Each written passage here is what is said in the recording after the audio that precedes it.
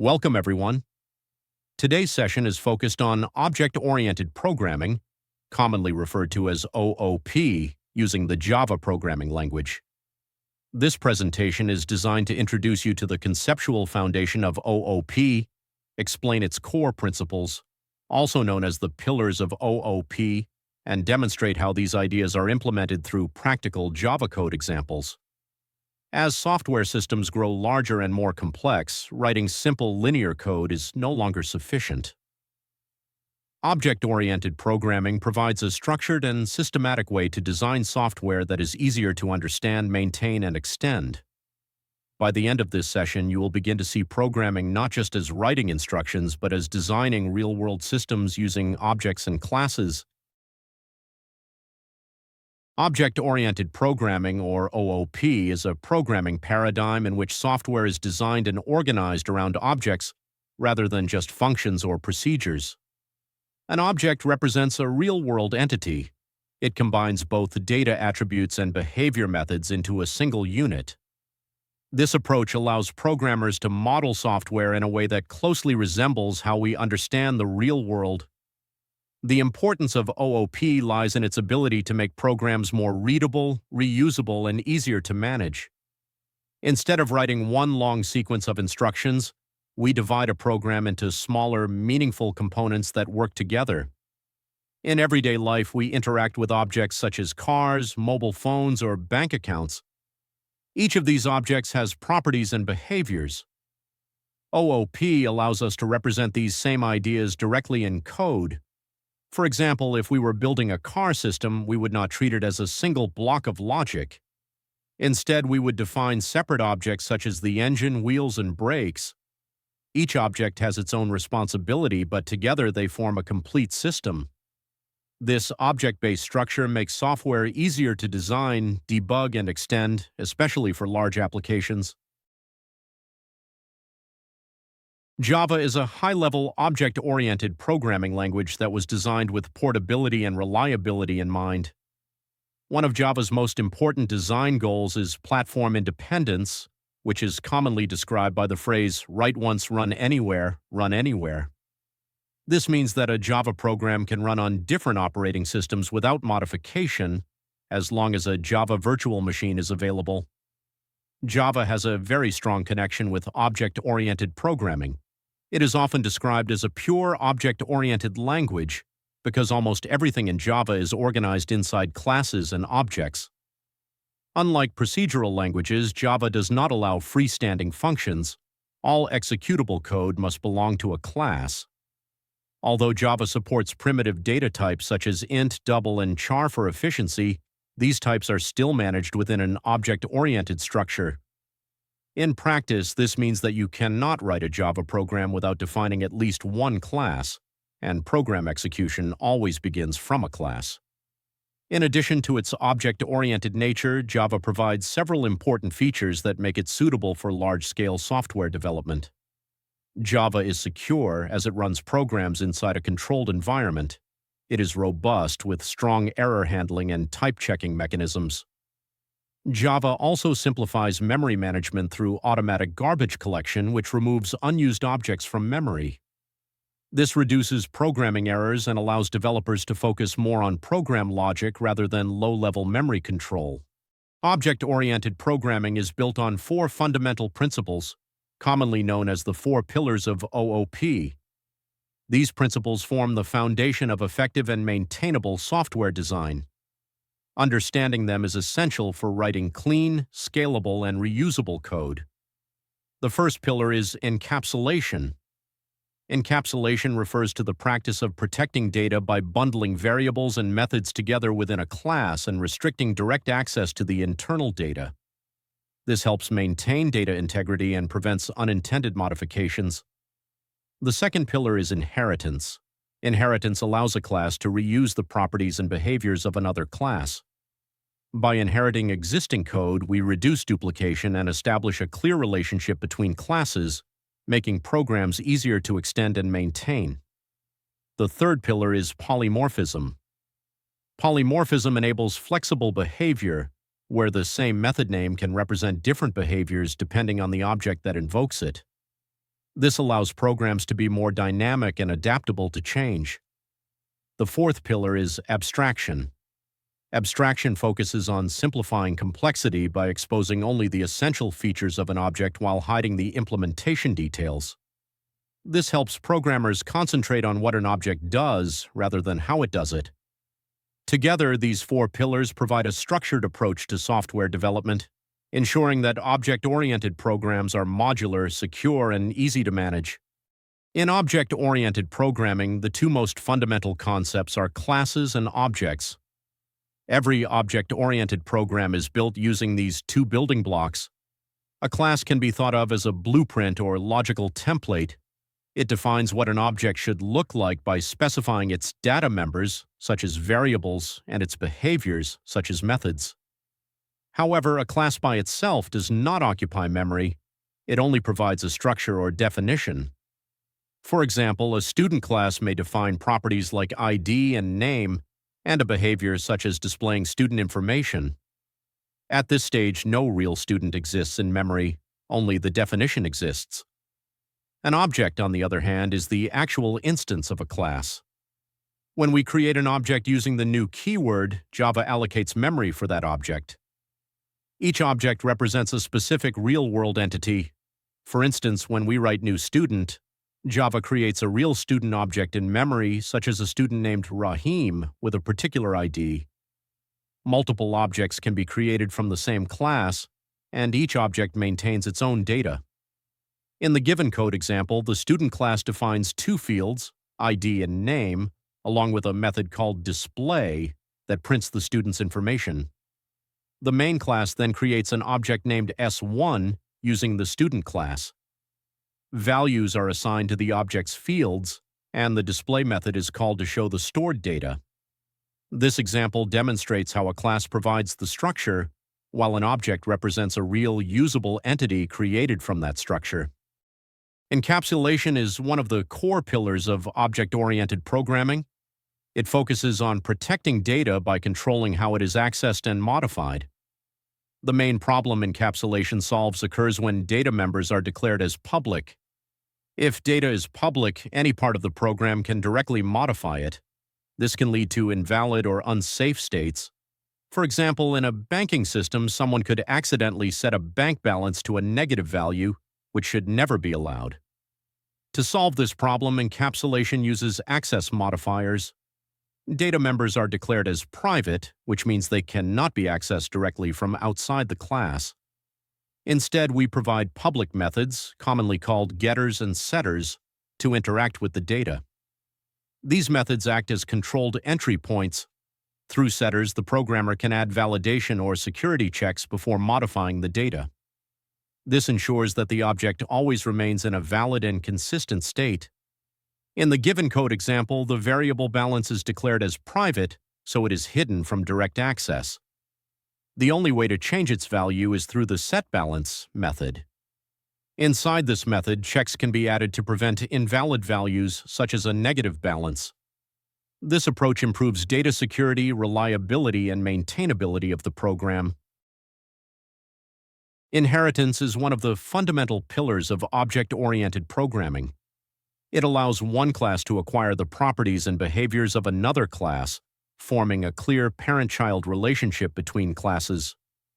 The main purpose of inheritance is to avoid code duplication.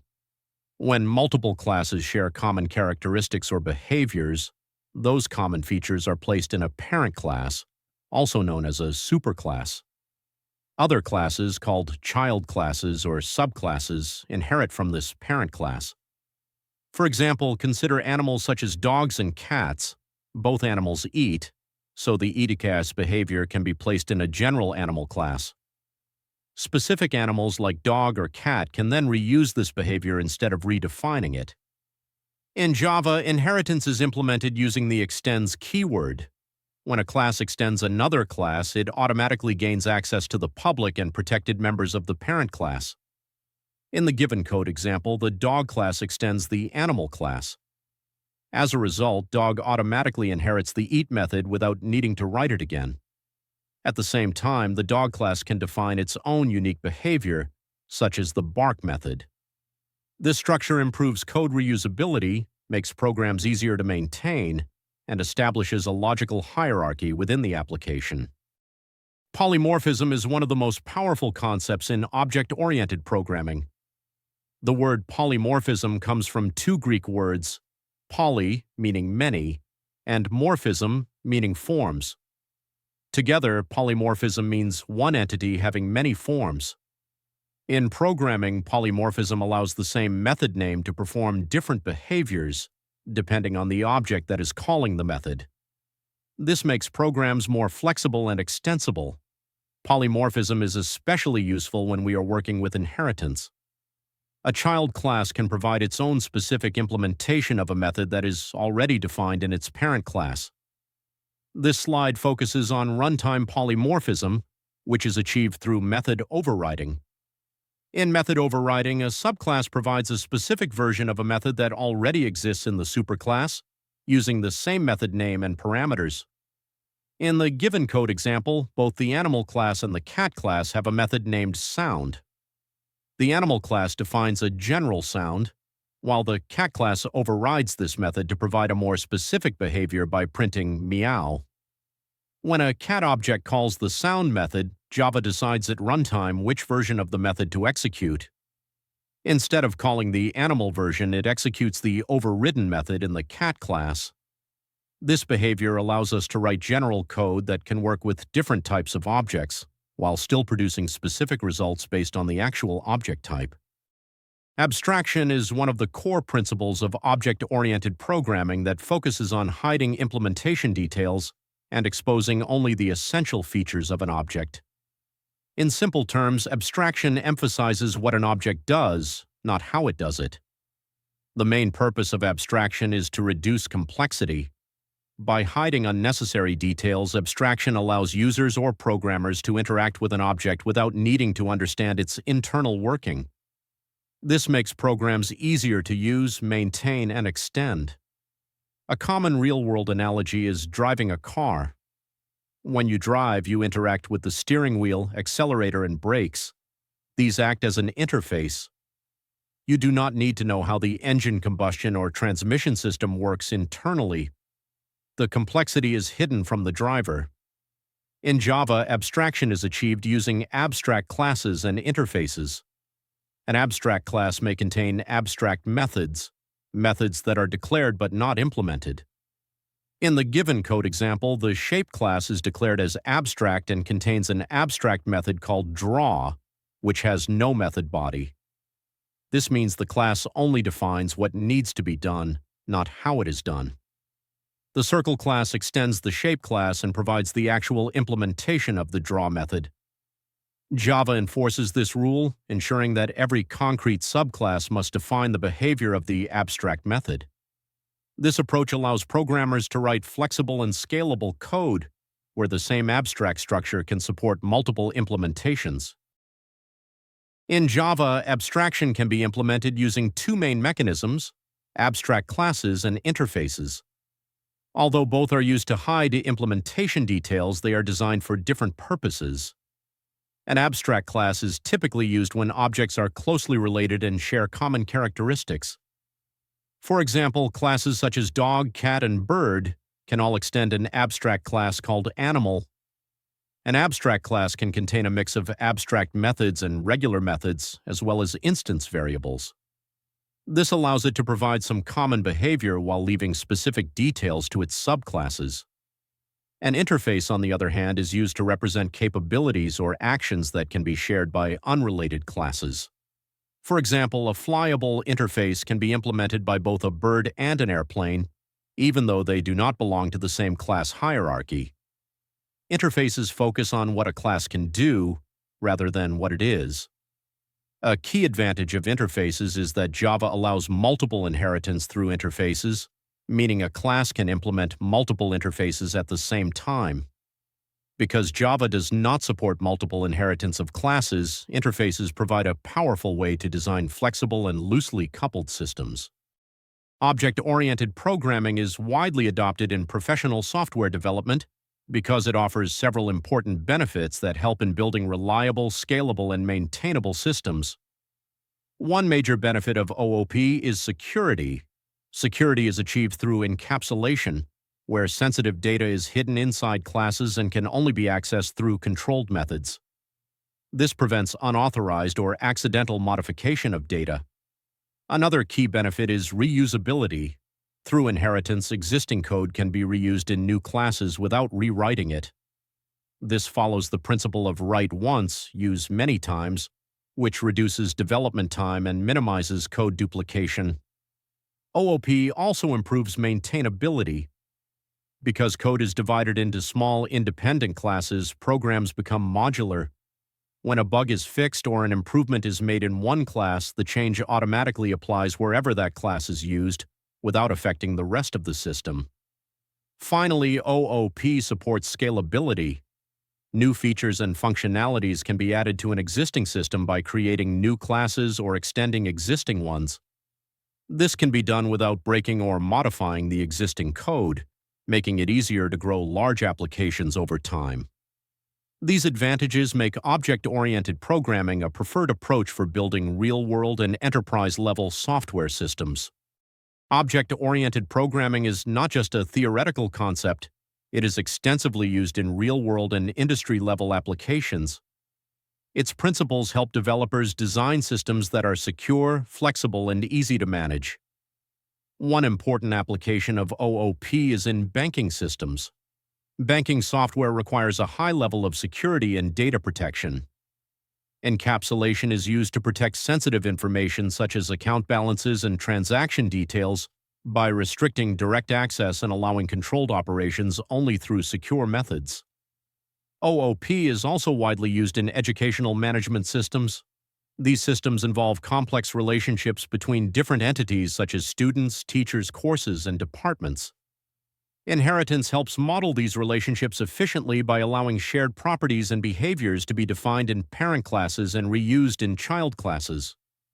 Another major area where OOP is applied is e-commerce systems. E-commerce platforms must handle a variety of products and payment methods. Polymorphism provides the required flexibility, allowing the same interface or method to work with different payment types such as credit cards or PayPal, and with different product categories. These examples show how OOP principles help build robust, scalable, and adaptable software systems that can meet real-world business requirements. To conclude this presentation, let us briefly recap the main points we have discussed. We began by understanding object-oriented programming as a programming paradigm that models software around real-world objects, making programs easier to design, understand, and maintain. We then explored Java as a powerful and robust object-oriented programming language designed to be portable, secure, and reliable, with automatic memory management through garbage collection. A major focus of this presentation was the 4 pillars of OOP: encapsulation, inheritance, polymorphism, and abstraction. These principles form the foundation of effective object-oriented software design and help developers build systems that are secure, reusable, flexible, and scalable. Through practical examples and real-world applications, we saw how these principles are applied in professional software development across industries such as banking, education, and e-commerce. Mastering these 4 pillars is the key to writing clean, efficient, and maintainable Java programs, and to becoming proficient in object-oriented software design. Thank you for your attention throughout this presentation on object-oriented programming with Java. In this session, we explored the core concepts of object-oriented programming, discussed its 4 fundamental pillars, and examined practical Java code examples and real-world applications. We hope this presentation has helped strengthen your understanding of OOP and its importance in designing reliable, scalable, and maintainable software systems. Before concluding, we would like to acknowledge the contributions of the team members involved in creating this presentation. Slide design and development were completed by Fahim. Audio management and voice handling were managed by Noyon. Structuring information were handled by Tonmoy. Once again, thank you for your time and participation.